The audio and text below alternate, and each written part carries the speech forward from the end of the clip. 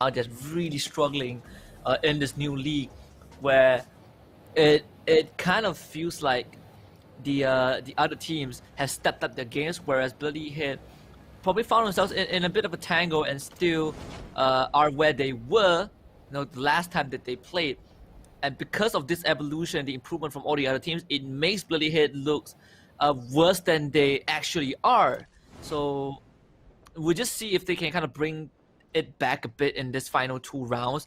It's definitely crucial for Bloody Hit to put out a great result. It doesn't have to be a booyah, when I'm not asking for them to win 2 booyahs in a row, but the least of I want to see from them, as well as VPH Velocity, is to get a decent finish, perhaps top 6. I think that would at least be able to bring them closer in contention towards the other teams, because they only have 38 points, and the next closest team has 61 points. So that's a 2-game difference. That is a lot of difference, unfortunately. But do not fret, because we are only coming close to the end of week number coming close to the end of day number 1 of week number 2. We still have quite a lot of games and quite a lot of days to go, in fact, because only in some sense 3 days is gone. And for these players, there's still a lot more days in order for them to catch up to one another. So I'm expecting more. I'm expecting a lot more as time slowly unravels itself. But you know what? Let us just take a look at the game itself and, of course, how these teams are faring so far. With Divinity Esports, they're currently holding themselves up inside of Bayfront, and right opposite of them, we are also looking at Freedom Rumbles. So, looking at track records, right? Divinity Esports is definitely a lot more aggressive, and they are pretty good with breach tactics. They know and understand how they can break into a house and hold the enemies into the house and just put them with their back against the wall. So I'm expecting to see something like that. Divinity Esports can push in sometime soon, as long as they have covered runways towards the house that they are at with decent amount of glue walls. But I don't think that they have a lot of glue walls right now, and that is why they are sitting back and relaxing a little bit.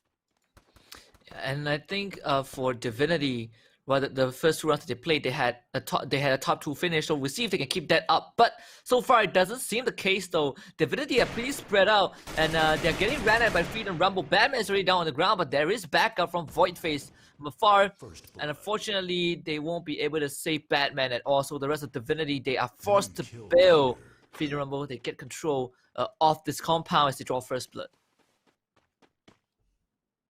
Is a good fight coming in from Freedom Rumble. They did manage to get a single kill, and unfortunately for the opponent's side, they did not even manage to get an execution onto the side of Freedom Rumble.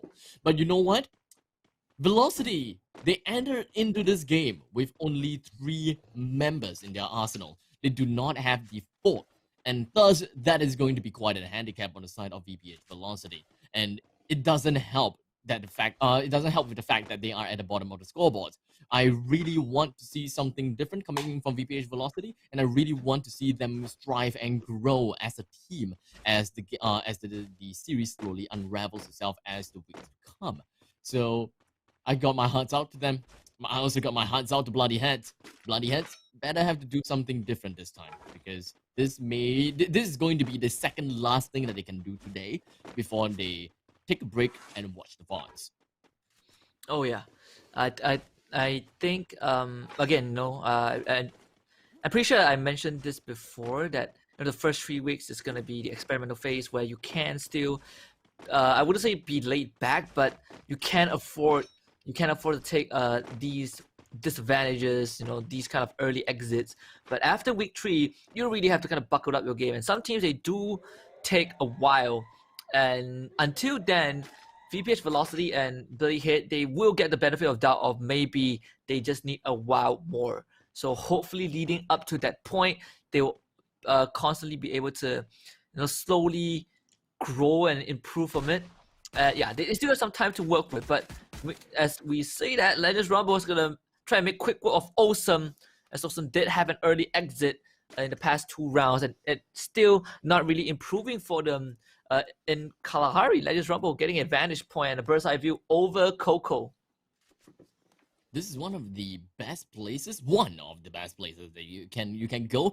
At the northern side of the refinery, there are a lot of places that you can just stand up there and look down at your enemies, you know, physically and mentally. So right now, Legends Rumble, they do have a pretty good spot at this moment of time, and they can definitely use this spot towards their advantage when they try to gatekeep whichever teams that are outside of the current circle. And now Taken, I think that is pretty much just looking around, trying to look if whether there's any other teams that is just around the area that they can gatekeep on. But unfortunately, no one's around, and thus they're going to make their way out of the area and try to get themselves in a better place just so that they can get more gatekeeping kills. In the meantime, we're just going to be taking a look at a flyby onto Bayfront with Baby Argons that is coming in closer and closer into the vicinity of AV Ligers. And knowing both of them, I think that Baby Argons is very likely going to open fire onto AV Ligers, provided that they know the AV Ligers there. And they better be prepared for this, because this flyby gives a clear picture of how things might transpire, and it seems like Baby Argon is going to run straight in. They found out where AV Ligers are, they're going to eliminate two of them from the get-go. AV Ligers forced to fight, but this is going to be a huge disadvantage for them. It's going to be a 2 versus 4. Shogun is now down, AV Ligers down to the final member, but Chess will be able to secure 2 downs. But can he get any kills in return? It seems like he will not be able to secure a single point, and Baby Argon, they will get the team wipe onto AV Ligers. And Baby Argon, they did not even lose a single member from their arsenal. In fact, 2 of them has been knocked down, but not deleted. Down but not out. So it is definitely quite a benefit, and of course quite a feat that Baby Argons managed to get, and that is going to further propel themselves in front, and of course being able to be stronger than ever. Do note that in the overall rankings, they are 4th place. So as long as they keep up the momentum, as long as they keep up the aggression as well, they should be able to catch up to AV Ligers sooner or later. That is, of course, they did manage to beat AV Ligers, so AV Ligers is going to take a back seat for now. Yeah, and I think Baby Argon was it's one of the teams that we put a lot of emphasis on, right? Like we put them beside like Geek Fam, we put them beside like Auto Knockout, where they have the potential and they are one of the favorites because they're one of the invited teams. So to see them getting these kind of outcomes, you can say it's a sign of relief for the supporters, and it's also a sign of relief for themselves as well, being able to keep that standard. But at the same time, for a team who qualifies, such as AV Ligers, who finished first by the end of week 1, to not really keep up in week 2, really demonstrates the stark difference between kind of a one-time hit and a team that is consistent in the long run. And it's sad to say that AV Ligers have yet to achieve that. And of course, with the bird's eye view, Legends Rumble have made their way inside of Refinery, and we understand what is going through their mind. Is mostly when Legends Rumble, they are really just going through with gatekeeping strategy. And right now, we do have a single member coming from Do Easy that is within the compound as well. So I'm not too sure exactly how that is going to fare, but Legends Rumble on the gatekeeping strategy, I'm looking forward to that. I definitely want to see them being able to work something out here. I hope that they will be able to get a good number of kills because from Legend Rumble, they are all the way at the second half of the leaderboards with 68 total points. If they are able to get a good amount of kills here, then they should be able to shoot up the leaderboards pretty darn fast.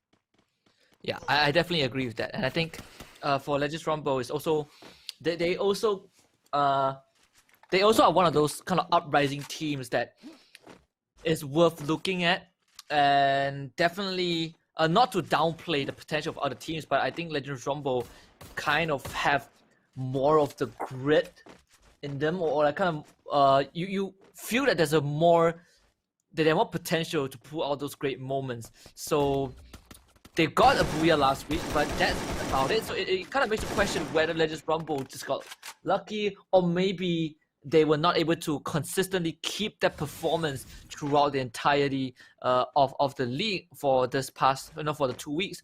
But we saw VBS Velocity, even with 3 members, they were able to pick off one or those players from the side of Divinity.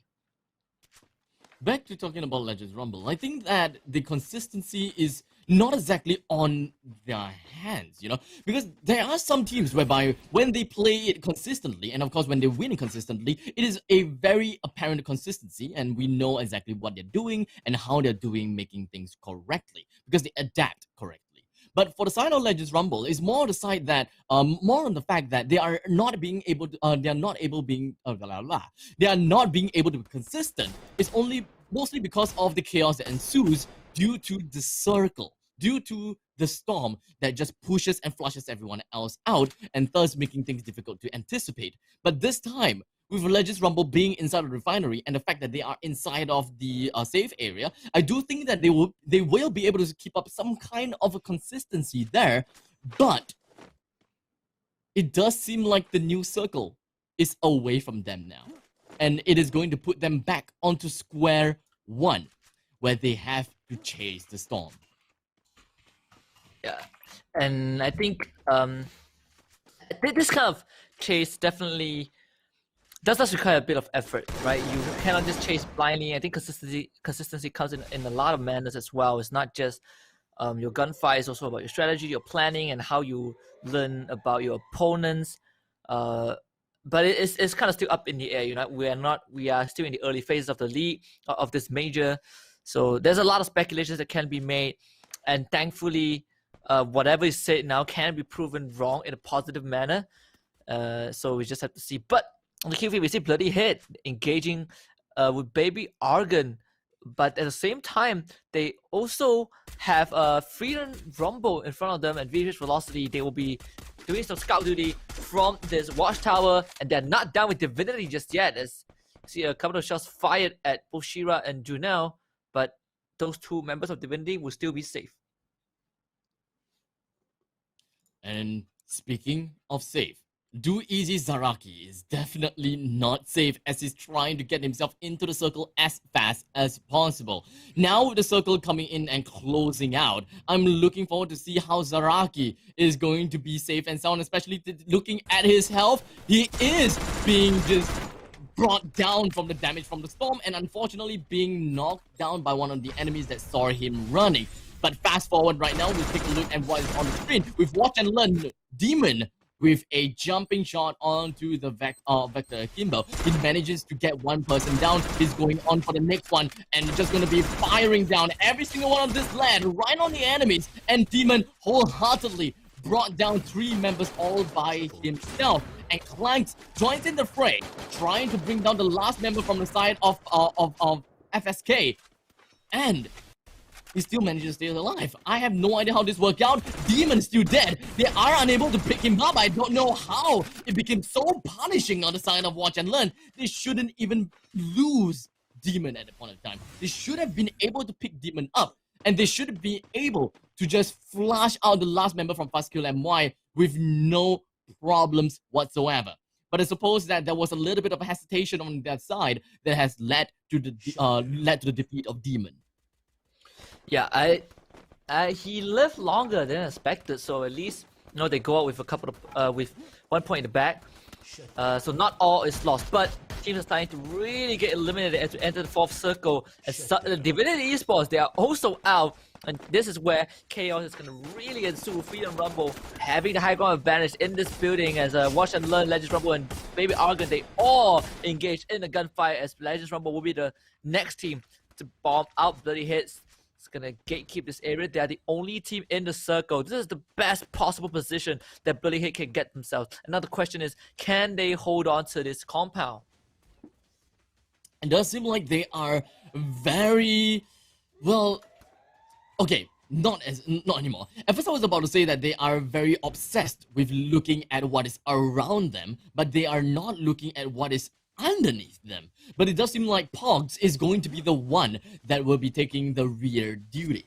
whoever comes up and running up the stairs, we've got Pogs with the Vector Akimbo to deal all sorts of mediocre damage on them. So I do like whatever setup that they have, and I do like the role delegation that they have, putting Pogs with a Vector Akimbo to watch the stairs. Whoever runs up is dead. And Mark, with also the Vector, they manage to get a shot on the Jonelle. Jonelle goes down. Blank also with the head, with a really nice shot with the AWM. Just completely wipe people off the map, and just like that, we are looking at quite a chaos because of the storm just pushing everyone else into the center of the circle. This is going to be very, very productive for the side of Bloody Heads. Take a look at ZJ. He's at right on top of the roof. He does have a bird's eye view right on top of Freedom Rumble, and now he's just waiting for the perfect opportunity. He's just waiting for people to just run back in. But the only thing that's just going to be in between of him and Freedom Rumble is literally going to be concrete and a little bit of a glue wall. But ZJ, with the BSS, is not taking any chances. He's waiting for them to go underneath of them and going into the ground level before he makes any action or even give any more information